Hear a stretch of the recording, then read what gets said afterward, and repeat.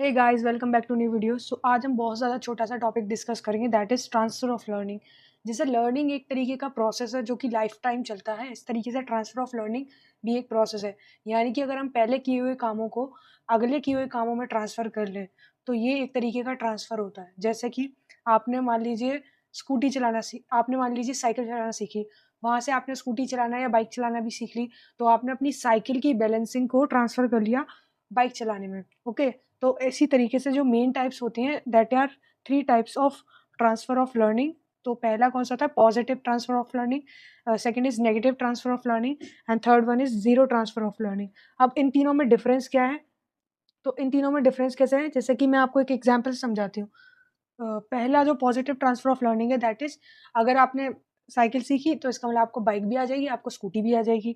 तो ये तो हो गया आपका पॉजिटिव तरीका, यानी ये हेल्प कर रहा है, आपका पहला सीखा हुआ हेल्प कर रहा है। ठीक है। दूसरा negative transfer of learning, for example आपने एक कार चलाना सीख ली, जो कि इंडिया में चलती है, राइट हैंड साइड पे बैठता है ड्राइवर। लेकिन आप वहीं फॉरेन में जाए तो वहाँ पर लेफ्ट हैंड साइड पे बैठता है ड्राइवर। तो आपको क्या होगा, बार बार में आप क्या उधर की साइड में देखोगे जिस साइड में कांच नहीं है। तो ये क्या हो जाएगा, नेगेटिव एस्पेक्ट हो जाएगा, और इस वजह से शायद हो सकता है आपका एक्सीडेंट भी हो जाए। तो एक तरीके का नेगेटिव एस्पेक्ट है, यानी कि आपकी पिछली वाली लर्निंग क्या करती है, डिग्रेड करती है आपको। आपकी जो नई वाली लर्निंग को क्या करती है, डिग्रेड करती है। अब जीरो ट्रांसफर ऑफ लर्निंग क्या होता है? मान लीजिए आपने संस्कृत भाषा सीखी, उसके बाद आपने मैथमेटिक्स सीख लिया, तो संस्कृत ने कोई इम्पैक्ट डाला मैथ्स पे? नहीं, नहीं, कोई नहीं डाला।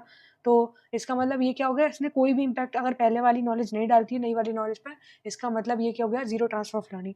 फिर आ जाते हैं स्पेशल टाइप्स। स्पेशल टाइप्स में कौन कौन से टाइप्स हैं?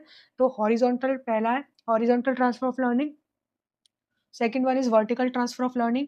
Third is lateral transfer of learning. Fourth is sequential transfer of learning and fifth is bilateral transfer of learning. तो इसका एग्जांपल देख लेते हैं। इसका एग्जांपल है, मान लीजिए मैंने आपको 5 का स्क्वायर सिखाया, या किसी स्टूडेंट को, है ना, 5 का स्क्वायर सिखा दिया, तो वो क्या 6 का स्क्वायर भी निकाल लेगा क्या? है ना, ये हो गया आपका हॉरिजॉन्टल। अब वर्टिकल में कैसे? आपने अगर उसको सिंपल इंटरेस्ट निकालना सिखाया, सिंपल इंटरेस्ट, है ना, तो उसके बाद में वो क्या निकाल देगा, कंपाउंड इंटरेस्ट। तो मतलब अगर लो लेवल की चीज़ सिखाए, वो हाई लेवल की चीज़ कर ले, that is your vertical transfer of learning. Third आ जाता है लेटरल ट्रांसफर ऑफ लर्निंग। का मतलब होता है, मान लीजिए आपने सिखाया उसको कि 5 into 4 इज 20, तो उसने देखा कि अगर मैं 5 पेन्स लूँ या 4 पेन लूँ, जो जिनकी प्राइस कितनी है, 5 रुपीज़ है ना, कि 4 पेन, तो ये क्या होगा, ये आपका लेटरल ट्रांसफर ऑफ लर्निंग हो गया, यानी उसको 20 रुपीज़ देने पड़ेंगे। अब हो गया sequential transfer of learning. Sequential transfer of learning क्या होता है कि आप अगर पहला वाला वो सीख रहे हैं, कोई पहले वाला काम सीख करके नए वाले काम को खुद से ही कर लेना, दैट इज़ योर सीक्वेंशियल, मतलब किसी सीक्वेंस में कर लेना। बाइलेटरल का एग्जांपल हो सकता है, जैसे आपको राइट हैंड से लिखना